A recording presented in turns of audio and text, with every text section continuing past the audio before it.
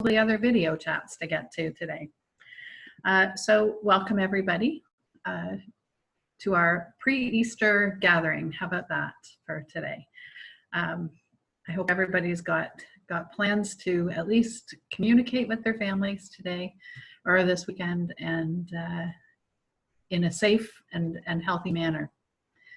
So we want to welcome you to our Zoominar, I guess we'll call them. Just a couple of points. Adam's going to be the guy in control today. Adam, put your hand up so everybody knows who you are. And so he will have us all muted while Chair Henry speaks. I want to thank Chair Henry for coming. We had a discussion in our office about reading a bio and chose not to because everybody knows who Chair Henry is and appreciates all the work that you're doing for us in the region with your team. And these Zoominars tend to be a little bit more casual than our daily life. So without any further ado, I'm supposed to also remind you, if you have a question, if you want to type it into the chat, and Adam will monitor those and make sure that we get the questions to Chair Henry. Also with Chair Henry, and I'm sure that the Chair is going to introduce Simon as well, but joining Chair Henry today is Simon Gill from the Office of Economic Development at the Region of Durham and a great partner of ours. So without any further ado, I will hand it over to Chair Henry. Well, thank you, Sheila. And first of all, I wish everybody a safe and happy Easter weekend. And thank you for the opportunity to do this today. And I do want to recognize that Simon Gill, our Director of Economic Development, is on the line as well.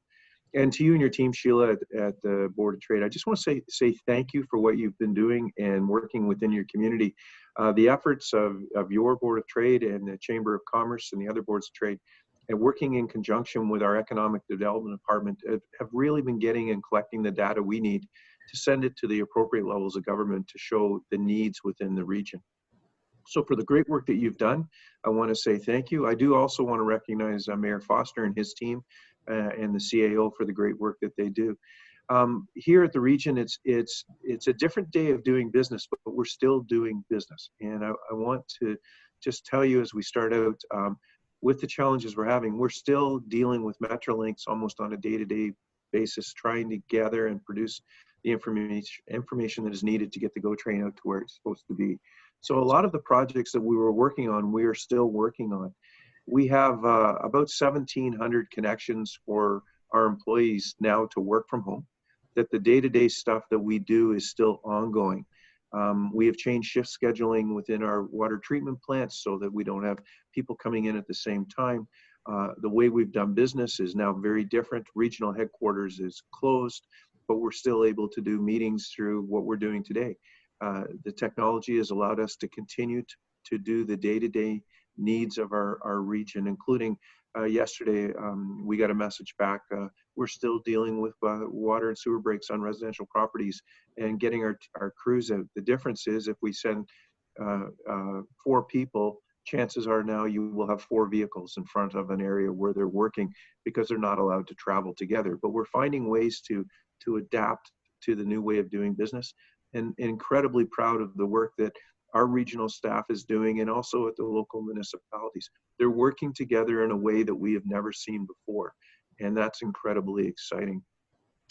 And really, I want to thank you for the privilege of being able to give this update, and it is a real opportunity to talk about some of the great things that are happening. And I just want to recognize that the businesses in Clarington and for what they're doing. You know, nobody in the history of us would have ever considered that the clerk at a store is considered essential. And we've always taken for granted some of the people that work in our communities and come to work every day. And for us here at the region, it's the people you don't see. It's the people that are walking into our water treatment plants and our pumping stations and our sewage disposal plants and maintaining roads and lights and infrastructure. It's EMS and police and working with fire, but it's also the folks that work in our long-term care facilities. A very different place to work now than it was 2 months ago. And we're taking steps to continue to make sure that all the services are still provided And one of the challenges, and one of the bigger challenges we've had, is within our health and our long-term care facilities, and it would be similar for every long-term care facility in Ontario. When they were closed to the public, we lost the volunteers and the family members that used to come in and help us. So during this challenge, we've actually had to go out and hire people to come into work within different parts of the region, and at the same time manage the social distancing aspect of the challenge. So incredibly proud of the work that we've done to continue to meet the needs of our residents. And for Simon and his team, the work that he's done with the boards of trades and chambers is simply amazing. And Simon, I just want to acknowledge and thank you and your team for that great work. Together, you've come together to deliver all of the information that the province and the federal government needs to understand how this has affected all of the municipalities within the region. So Simon and to Sheila and your team, I just want to acknowledge you and say thank you. And it's important that we continue to do this. Having one central collection point for data makes it very easy for us to get our message to the province. We've been working with our MPs and our MPPs on a daily basis, trying to make sure that they understand what is going on within our communities. And I'll give you a couple examples. The challenges for police, fire, and EMS and people in long-term care to get their tests back in an effective manner. Waiting 6 and 8 days to get those testing results back doesn't work. So we were able to deliver that message right to the Premier's office through Minister Bethenfalvy just a couple days ago to say that all of our agencies are working together, but you're not collecting the data equally. So now they're listening. We were also to raise issues through our operations center, our emergency operations center, that the province has sort of forgotten. That the priority for chemicals for water treatment plants and sewer treatment plants was not something that people were thinking about. But now within the province, because of the way we're doing things, we're now getting the messages out, what's affecting us and how that would affect every other municipality. It's not something that you would normally think about, would be trying to make sure that the chemicals for a water treatment plant continue to flow. But we've been able to bring that to the province's attention. And that comes through the great work of our operations center. We meet 3 times a week. We meet Tuesdays, Thursdays, and Saturday mornings. We do virtual meetings. We have a space in the building that allows us to be separated, where we come together as a group and talking about all the issues that are affecting the entire region of Durham and how we are going forward. Each leader in the corporation, from our commissioners to fire, police, and by the way, I do want to recognize your fire chief, Gord Weir, for the great work that he does. Not very many people know that he is the regional fire chief. And Gord has done an amazing job coordinating all the work amongst all the fire departments in all 8 municipalities. And so I just want to recognize Gord for his great work. So we're being able to get information directly to the province through our MPPs and MPs, to the federal government, through whether it be through Lindsay, who hosted, Lindsay Parks hosted an economic summit last week. There's another one today where we're actually getting the messaging out about how this is affecting tourism, how it's affecting events, how organizations still need to continue to operate. And we're making sure that the message is at the province is about Durham, and we want our story to be told as well. And then it's how the businesses in the areas have really come together to make a difference. And I'm going to list a few, and just so bear with me, but like brewers, All or Nothing, the Durham Distillery, Brock Street Brewery, and Durham Distillery are all making hand sanitizers now. Kendall Farms has launched a virtual farm market to get fresh food to people's doors. GM in Oshawa is working on making ventilators. All the engineering work for ventilators that General Motors is producing is being done at their engineering center in Oshawa. I want to recognize Space I Share and using Portal to help organizations collect donations for sorting and storage of equipment to frontline workers. Fresh Bundles in Durham is packing local farm products and deliveries. Ontario Tech is developing mechanical ventilators, donating personal protection equipment, offering teachers support, innovating rapid production of PPE solutions, including building 3D printed shields, which are the parts for those, which is pretty amazing. Durham College is also printing face shield parts. They've donated ventilators, sanitizer, and personal protection equipment. Bistro 67 teamed up with Community Care to deliver healthy, delicious meals to seniors. And Trent has donated PPE equipment. I also want to recognize the work that OPG has done. They've donated thousands of coveralls, 500,000 masks to healthcare workers, and their X-Lab is printing 3D parts. Owasco was offering up RVs for frontline workers so they don't have to transmit the virus to their families. And some of the stuff that's happened online, from Archibald's Estate Wineries to Brooks Farm to Cooper's CSA Farm and Maize, Giesenbauer Farmhouse Cider, Graham Creek Farm, Kendall Hills Farm Market, Crumbs Bed Bakery, Lunar Rhythm Gardens, Ocala Wineries, all of these companies, Whiteweather Farms, have all developed new ways of doing business so that we continue to feed our residents. Willow Tree Farm, Yellow Leaves Family Farm, and Zephyr Organics. This is a new way of doing business, and they have come to the table to make sure that all of the needs of our residents can be met. And we still have some challenges. We still have the challenges of keeping everything functioning. And I'm incredibly proud of the residents within the region for their patience and for their willingness to work together. We've been very lucky. Crime is down. The number of calls for ambulance is down. We have created efficiencies here at the region. And I'm really proud to say that we're still getting the checks out the door to the most vulnerable people in our communities. So in a nutshell, that's kind of what's going on, from the CAOs to the staff of all the municipalities, the work that they're doing.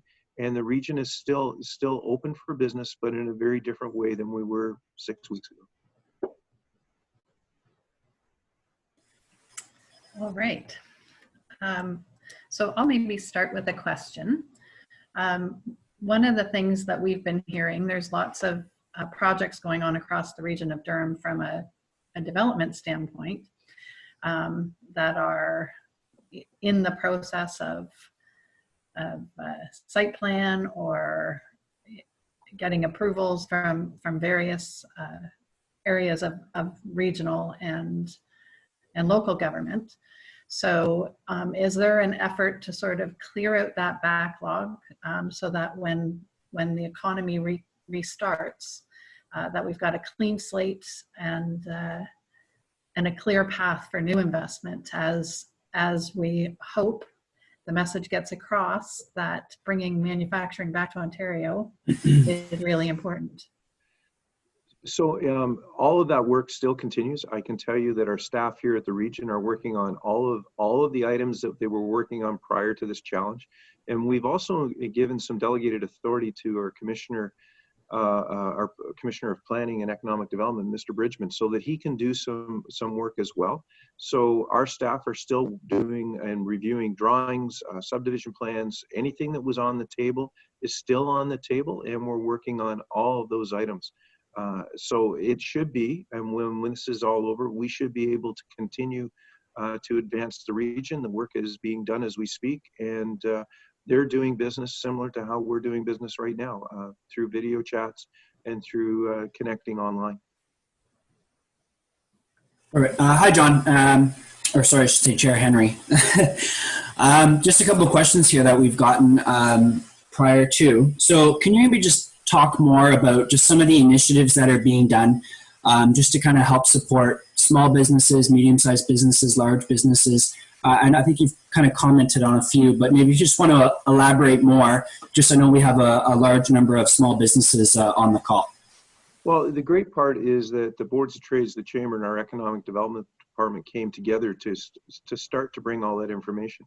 And the challenge for small businesses is that they're so busy trying to manage their businesses that they wouldn't have the time to research and find all the information that is needed. So you can go to our website and find, it's updated continually, find the information that you need to get your messaging out. And then also as funds start to flow out of the federal and provincial governments, we're posting that information as well. So collecting information and then posting information for us is key. And then recognizing that we partnered with the municipalities, so there are no late payments on not paying your tax bills.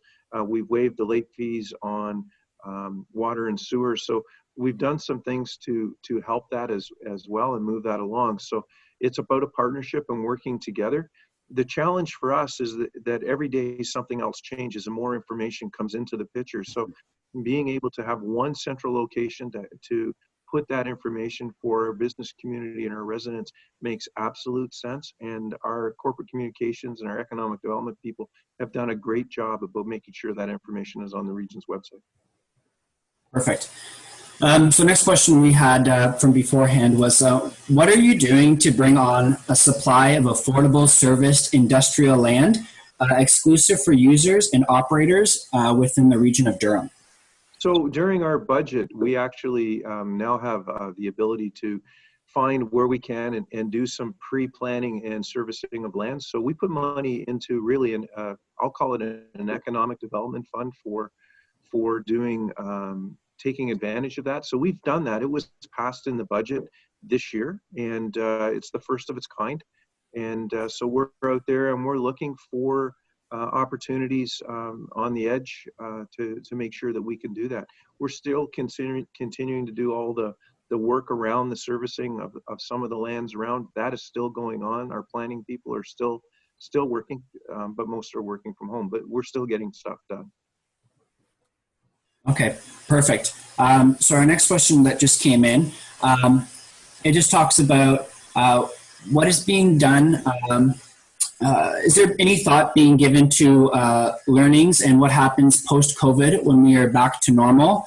How are we collecting the data so that we can learn from this scenario? So I guess the question's kind of touching on, I mean, this is a completely new situation for all of us. So maybe what can we do proactively in case something like this happens again? So I'll answer it in two parts. So when this first became an issue 3 months ago, I'm going to say we actually went back to the information that we had collected during the SARS challenges that happened a number of years ago, and we were able to update and reutilize some of that information. Today, going forward, I think we've learned a new way to do business, and collecting information and being effective with how you utilize that information is key. So to Simon and his team, I'm sure that they're going to continue to use the tools that they've created during this process to create opportunities, collect data, and to make sure that the business community is heard. The same way that your Board of Trade does the same thing, collects that information to make sure it gets to where it needs to be. But I think what's a big advantage now is, this is the first time, if you think back, that the province and the municipalities have all been working together in unison.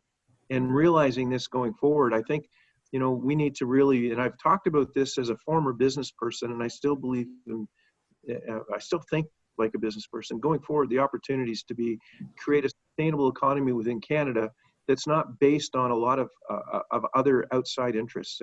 And we've been caught now. You can see that with some of the stuff that's going on. But, I think going forward, there'll be some real opportunities within our communities to do things that will support the resilience of our communities versus having to count on other countries for help. Yeah, no, absolutely.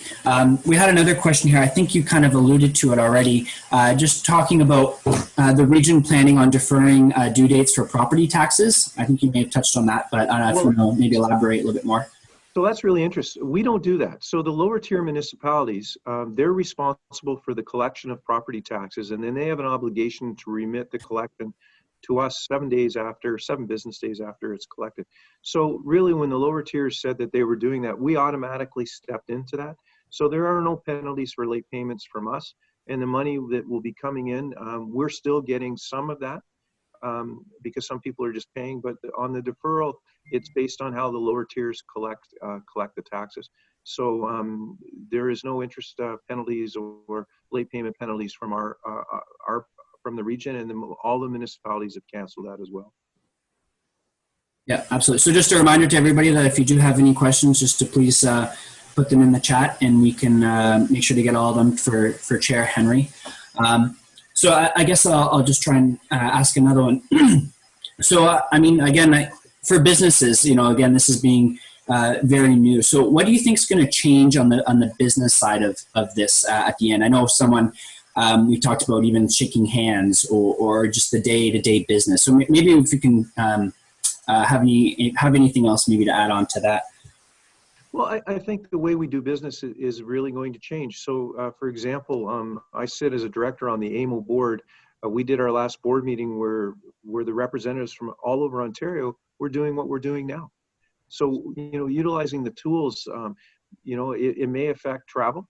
You may not be going to have to go downtown Toronto for a meeting anymore. You may be able to use one of the tools that are available to do what we're doing right now. So I think taking advantage of that, I think what the really big thing for all levels of government to realize is that we were terribly poorly equipped for broadband in this country. And with the demands of what's going on now, really looking at infrastructure in a different way and the importance of connectivity. So now we need to really concentrate on trying to get the other two levels of government and the providers, the big providers on side to make sure that we have broadband capabilities across this entire country. We have parts of the municipality in Clarington where connectivity is still a challenge. In today's day and age, we have learned that connectivity is key, and during very difficult times, being able to do what we're doing now is incredibly important. So I think you're going to see investments coming back in that will deal with connectivity, and really businesses will really relook at how they do things, because the skills that they've learned in this very short period of time will be new skills. You may be having, instead of bringing all your staff in remotely for a sales meeting, you might have a Skype conversation. So I think you're going to see significant changes in the way we do business, and I think we can do more. You just saved me 2 hours by not having to drive to Clarington for a meeting. So that will be some productivity I'll be able to use later today. Well, we still want you driving to Clarington once in a while, John. So. Well, I'd really enjoy coming out for a lunch meeting or a breakfast meeting, but and this is a lunch meeting, so feel free to eat your lunch and drink your coffee. So I have a question, Adam, if I can jump in. So the province and the federal government have been slowly releasing pieces of the puzzle for relief for people that are laid off, and for businesses that are struggling, which we all know is going to cost, and nothing is free money. So is there something that we as the Board of Trade can do for you to help keep the message at the province that the GO train is still very important to us, and that the hospital expansion is still very important to us? So as we come out of this, I think the government is going to be looking for infrastructure projects that are needed to be done that'll put people to work. Both of those projects are very excellent projects. So working together to do that, and we're a willing partner. Within the region of Durham, we have funding models that support the capital cost construction of the hospital. So we're into, when that all comes together, the formula we use here is 7.5%. And that's what we've done, and that's what's consistent with the planning. Continuing to make the GO train work, moving people effectively and efficiently is key, and the GO train will give every person from Clarington that travels back and forth to Toronto that's driving today at least 2 extra hours a day to have with their family. And that's key, and that is a good plan. It has been the going to Clarington has been a story for decades. And now with the growth and with Durham region being the place to be, Toronto was built out when an acre of property in downtown Toronto is worth $7.5 million. It really does make Durham look very good for development and business. So continuing to advance all of that, continuing to remind the province that there should be no tolls on the 412 and the 418, and working with them to release the employment lands along their provincially owned laneways will go a long way to help us. So the fact that you're working together as a chamber and a board of trade where you deliver one voice and one message helps us deliver the exact same message. So continue to work with us and keep the dialogue open, and together we will win. We have a question here from Dustin. He's just mentioning how all levels of government are doing a lot of spending right now, which I think we can agree is necessary, but there's not as much collecting. So do you expect an increase in possible taxes after this, just to kind of help mitigate everything that's been happening? So I'd like to say that I would hopefully say no to increases. We were very lucky. The region has been fiscally responsible for a long time, and we have built reserves so that we can call upon those. But we don't really know where the end picture is with the other two levels of government and where the funding is going yet. So we really need to work together to make sure that we can find a way through this. This event is costing, billions of dollars, and there'll have to be a recovery. But a strong economy, putting people to work, is the greatest way to fill and replace those monies spent. So it'll be working together. So for us right now, we are tracking our costs. I'll give you an example. We're still running transit. It is an essential service, but we're not able to collect fares. So we're having our residents that rely upon that board through the back doors, separate a distance on the buses. So once you get to capacity is really a third of what it was, or maybe a quarter of what it was. So we're still doing that. So, we have expenses, but in the end, we don't know what compensation we'll get back, if any.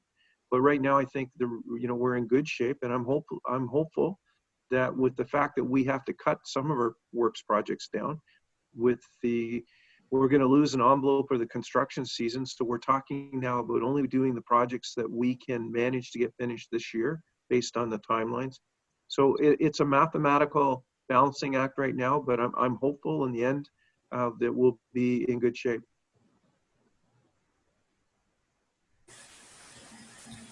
Okay, that's great. And so we have another question here. So I think the question is kind of referring to a lot of layoffs that have been happening, and I know the feds are doing a lot with the Canadian Emergency Wage Subsidy.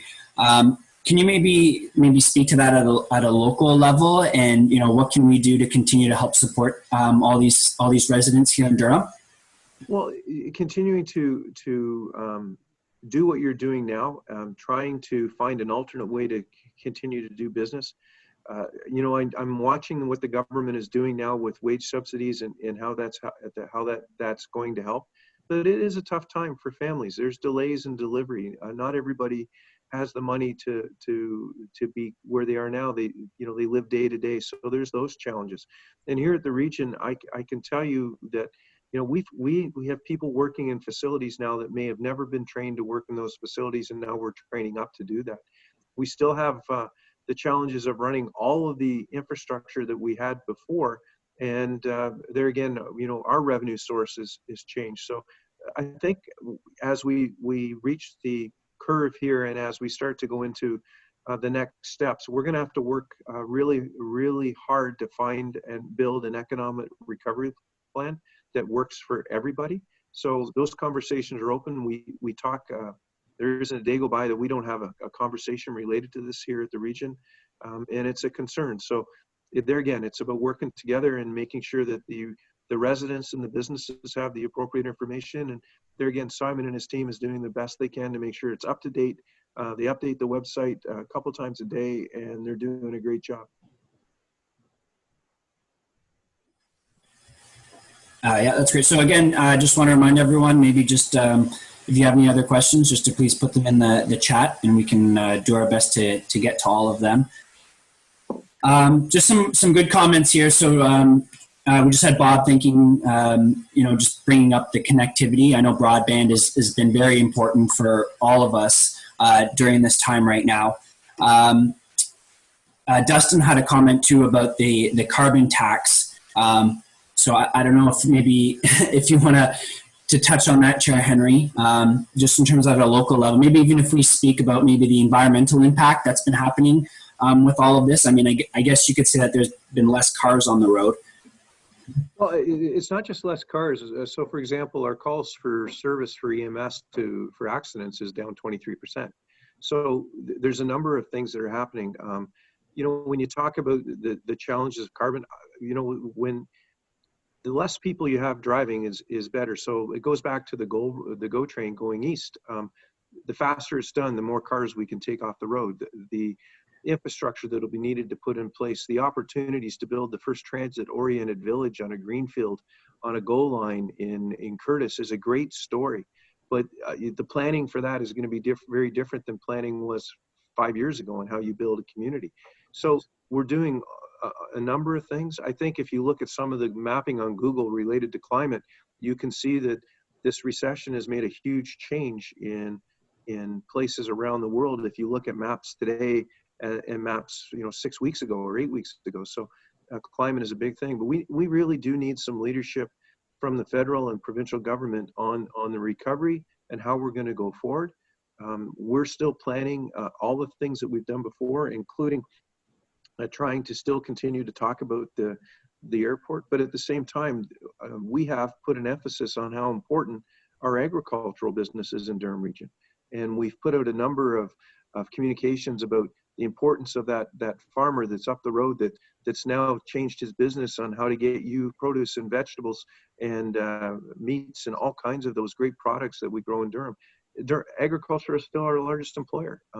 Over 18,000 people work in that field. And now with this time of year, we're also looking at a lot of our farms use temporary farm laborers and how they're now starting to come into the country and how that's going on. So we've got a number of moving pieces related to that, but it has been very interesting to look at the shift. And hopefully when this is done, and I'm an optimist.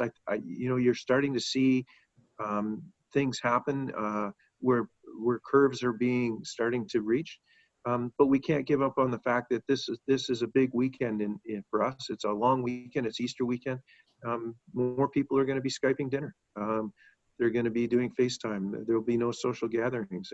And at the same time, we need to realize that, we've still got people walking into the Darlington nuclear plant this weekend, keeping the lights on, that are doing that for us. That, we've got folks in long-term care facilities and waste treatment plants and firefighters, policemen and EMS and all our healthcare workers.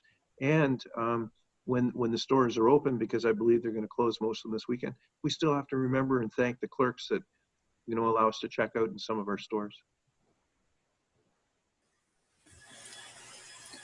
So I think we just had kind of a follow-up on all of that. So the question from Dustin was just with the carbon tax increase, April 1 carbon tax increase is 50%.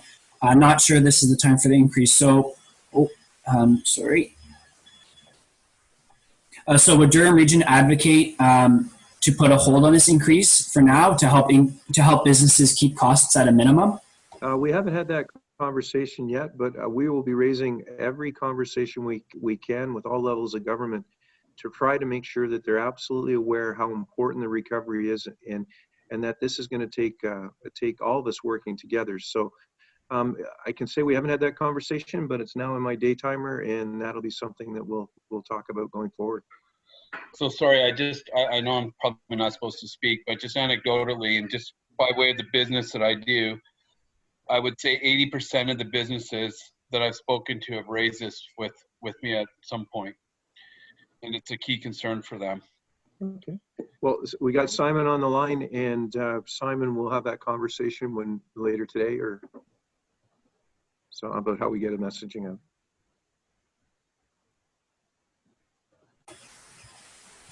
Sorry, I think this is our last question that we have here. So we just had a comment and a question just in terms of just continuing with the development of the Toronto East Airport. Just continuing to see that as a benefit for the region. With future looking and in terms of maybe looking through innovation out of all of this, and is there any change with that? So for people who have heard me speak, I'm a huge believer in vertical growing technologies, farming indoors, and how it's happening around the world. And you have an opportunity here to look at having an airport that still has the ability to grow food 365 days of the year using some of the best technologies.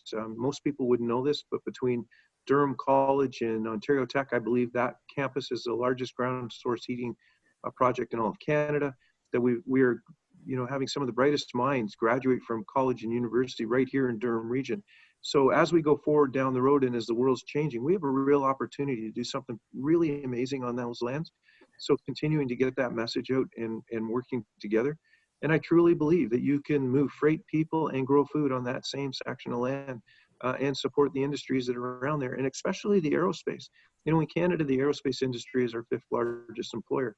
You know, when you're running out of space in Pearson for those companies to exist, relocating some of that to Durham would be a great story and a great opportunity for them, especially with the cost of land being so much cheaper. Perfect. Thank you for that. So if there's not any other questions, Sheila, maybe I can just pass it off to you just to thank Chair Henry for his time and today. Sure. So Well, I just want to take a minute and say thank you. I have a couple of messages for you, Chair Henry, if you could take to the province for us. Sure. We are certainly sharing our thoughts with the province, but it's always good if there's more than one voice. We've heard from several manufacturers that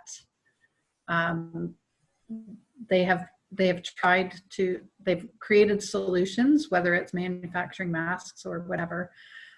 They've put their name into every portal that the levels of government have provided, but there seems to be a bit of a lethargic response from the province in uptake, so a lot of them are starting to supply to the states, which is a shame. If there's a way for us to get our local businesses doing business to solve problems in this crazy time, perhaps we need to look at that process a little bit more. I'm sure I speak for everybody associated with the Board of Trade, that we still want to make sure that the hospital moves forward in Bowmanville and that the GO train moves forward in Bowmanville. These are all very important things, and the world will turn on a dime again shortly, we hope. So I want to thank you for taking the time today. Well, just before we go, I'm going to ask Simon. Simon, that last question about getting messages to the province about capabilities of manufacturing in Durham, could you comment on that?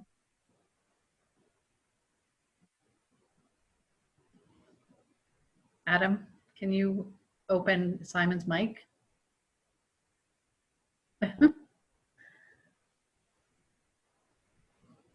Got it. Thank you. Yes, actually, and thank you very much to Sheila for raising that. And in fact, this did come up on our task force call yesterday, where all of the chambers of commerce, boards of trade across the region, and all the area municipal economic developers were collaborating together in our ongoing efforts to try and communicate some of these concerns urgently.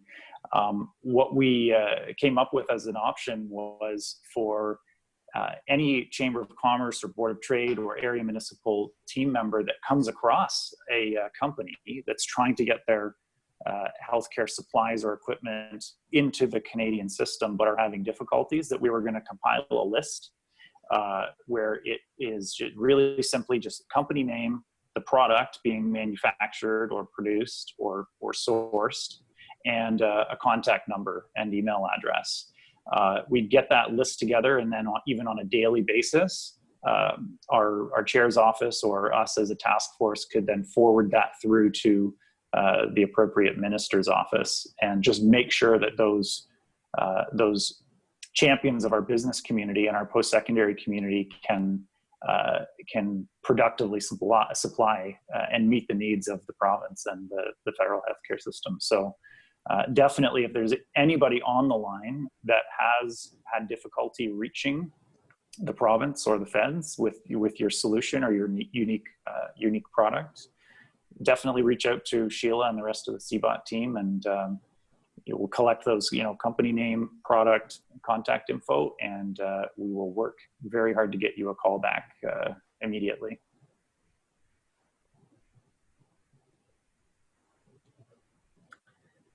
Okay, well, from my dining room to yours, or wherever it is you're working in, thank you for joining us today. Have a wonderful Easter. I know we can't spend it with our families the way we want to, but thank you everybody for doing your part in social distancing and keeping this at bay as much as we can. Together we can do it. So with that, I will bid farewell. Happy Easter, everybody. Happy Easter.